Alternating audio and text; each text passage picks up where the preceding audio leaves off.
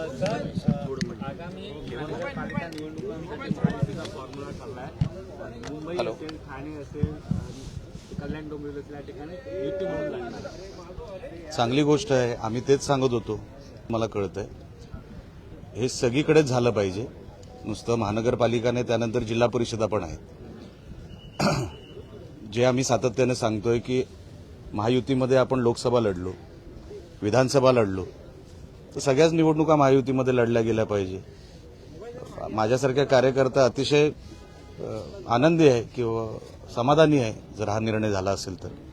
पण अनेक ठिकाणी कुठेतरी अजूनही वेगळं काही धुसफूस चालू असल्याची देखील चर्चा आहे. अनेक ठिकाणी ती जी राजकीय गणितं आहेत ती बसणार नाहीत. नवी मुंबईत प्रामुख्याने सांगायचं झालं बघा, तुम्ही आता ठरवू नका, नेते ठरवू दे. नेते जे ठरवतील ते सगळ्यांना मान्य करावं लागतं. ही आता फक्त चर्चा आहे. चर्चेचा आउटपुट काय आहे हे जेव्हा नेते बसतील त्याच्यावरती ते सोडवतील ना हा विषय. हे जे काही कोडं असेल तुम्ही म्हणताय कुठे कुठे काही ठिकाणी, तर ते नेते बसून ठरवतील. दुसरीकडे ठाकरे आज येणार आहे आणि सहभागी होण्यासाठी. Very good. मुहूर्त आजचा मुहूर्त आहे. दुसरीकडे अतिवृष्टीमुळे झालेल्या आमदार असल्यावर यावंच लागणार. पण आपण 7चे 7 दिवस काय येत नाही हा प्रश्न पण आहेच ना. आपल्यावर जबाबदारी आहे. MLC हे वरचा हाऊस आहे. सगळे विचारवंत म्हणतात तिकडे बसतात. तर आपण एकच दिवस येऊन काय साध्य होणार आहे.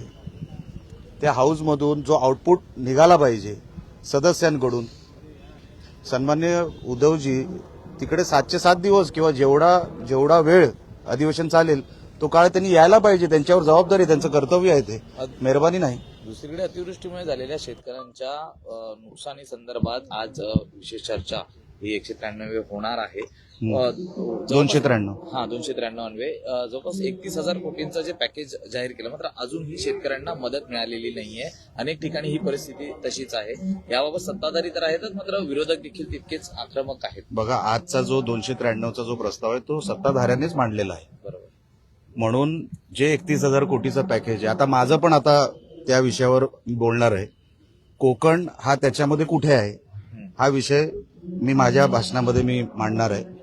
आणि ते लवकर आता KYC सुरू आहे. जसं कोकणाचं मी सांगू शकतो, KYC हे तहसीलदार करतायत आणि त्यानंतर ती प्रोसिजर मिळायला सुरुवात होईल.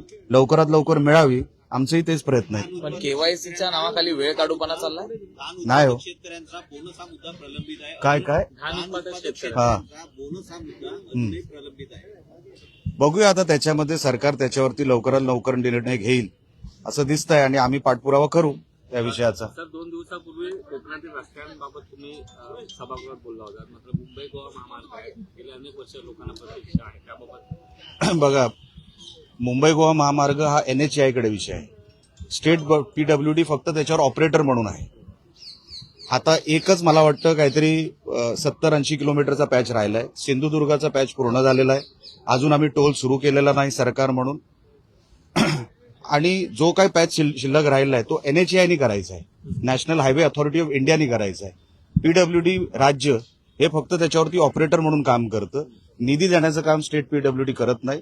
NHAI जे काही पेंडिंग बिल आहेत ती द्यावी.